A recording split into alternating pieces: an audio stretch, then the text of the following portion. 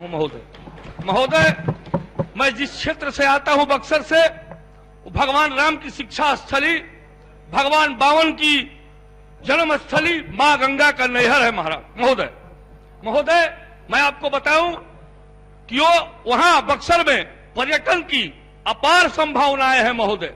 हमारा शाहबाद बक्सर से जुड़ा हुआ है महोदय। अगर मैं पुरजोर वकालत पूर्व में भी कर चुका हूं इस सदन के माध्यम से कि बक्सर को अगर पर्यटन का दर्जा दिया जाता है महोदय, तो निश्चित रूप से शाहबाद के तमाम बेरोजगार नौजवानों को वहां रोजगार मुहैया हो सकता है महोदय। एक शेर के साथ मैं ऊर्जा पर अपनी बात कहना चाहूंगा महोदय। अदम गोड़वी जी का शेर है महोदय, तुम्हारी फाइलों में गांव के मौसम गुलाबी है, मगर महोदय ये आंकड़े झूठे हैं, ये दावा किताबी है।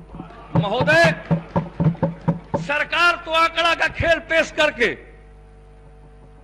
सदन के बाहर और सदन के भीतर लोगों को गुमराह करने का काम करती है। जिस तरह से आज आदरणीय राजीव गांधी, आदरणीय सोनिया गांधी पर सत्ता पक्ष के लोग टीका और टिप्पणियां करते हैं महोदय, आज पूरा देश इस राजीव गांधी की दी हुई टेक्नोलॉजी पर आज चल रहा है। महोदय मैं ये कहना चाहता हूं कि आज जो टेक्नोलॉजी पूरे भारत में आई है, जिस पंचायती राज की व्यवस्था आदरणीय भारत के पूर्व प्रधानमंत्री भारत रत्न राजीव गांधी की ही देन है महोदय। आज हमारे सत्ता पक्ष के लोग हल्की हल्की बातों में स्वर्गीय राजीव गांधी, स्वर्गीय इंदिरा गांधी पर टीका टिप्पणियां करते हैं महोदय। सच्ची और त्याग की प्रतिमूर्ति, दो बार प्रधानमंत्री पद के को धक्का देने वाली त्याग और तपस्या की प्रतिमूर्ति आदरणीय राष्ट्रीय अध्यक्षा श्रीमती सोनिया गांधी के प्रति भी मैं आभार व्यक्त करता हूं महोदय। मुझे कहने में अतिशोक्ति नहीं है महोदय कि जो किसानों के लिए बिजलियां सरकार ग्रामीण क्षेत्रों में मुहैया करा रही है महोदय, आज वो दुर्दशा के कगार पर है महोदय। जो मेन सप्लाई की ट्रांसफार्मर है महोदय, वो जर्जर स्थिति में है और कृषि फीडर से जोड़ करके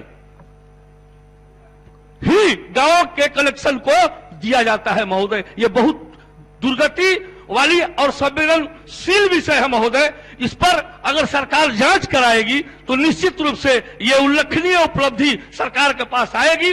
किस तरीके से किसानों का दोहन करके महोदय वहां बिजली दिया जा रहा है महोदय। मैं तो ये देखता हूं महोदय अपने क्षेत्रों में, अगल बगल क्षेत्रों में बिजली अगर गरीबों के यहां लगी है महोदय और उसके यहां ना एसी है, न फ्रिज है, न टीवी है, उसके यहां बिजली का बिल महोदय 2500, 2000, 1500 आते हैं महोदय। ये तमाम जनप्रतिनिधि अपने कलेजा पर हाथ रखकर कहें कि महोदय यह हकीकत है कि नहीं। अगर यह हकीकत है तो सरकार निश्चित रूप से इस पर संज्ञान ले। महोदय मैं आपके आसन के माध्यम से कहना चाहता हूं महोदय,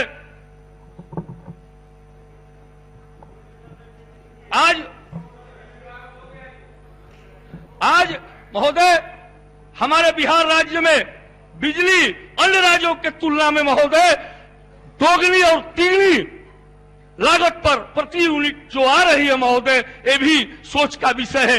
माननीय मुख्यमंत्री महोदय का यह सपना था एक राष्ट्र और एक बिजली दर की। वो जब भाजपा नीति गठबंधन में साथ में है महोदय, तो आखिर मजबूरी क्या है महोदय कि वो इस पर अमल नहीं कर पा रही है सरकार महोदय। मैं आपके आसन के माध्यम से ये भी जानना चाहता हूं महोदय हमारे क्षेत्र में चौसा पावर प्लांट लग रहा है महोदय, जिस कंपनी का नाम है सतलज जल विद्युत निगम लिमिटेड महोदय। माननीय मंत्री का वक्तव्य में आया है चौसा का जिक्र, 1320 मेगावाट बिजली वहां उत्पादन करने की क्षमता है महोदय।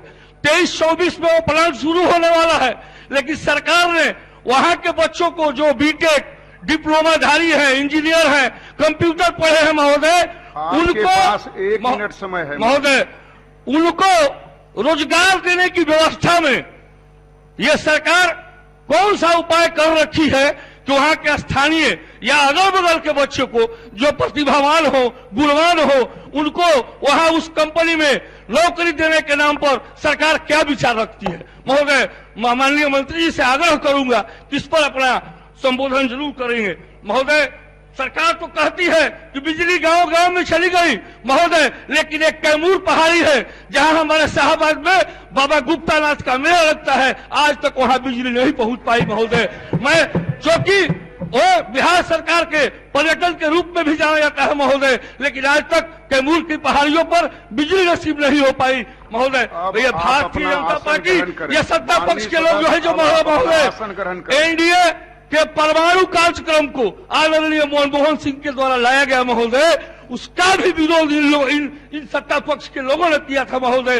अब आज बेईमानी है जो कि बिजली पर अपनी उपलब्धियां और चर्चा पर चर्चा करते हैं महोदय। अंत में अपने भाषण को विराम देने के पहले अपने क्षेत्र के तमाम ऋषियों मुनियों का, जो हमारे लक्ष्मी प्रबल जी स्वामी जी हैं, नाथ बाबा हैं, राजा राम बाबा हैं, मैं उनको अपने तरफ से श्रद्धा सुमन अर्पित करते हुए बहुत बहुत धन्यवाद। आपने बोलने का मौका दिया।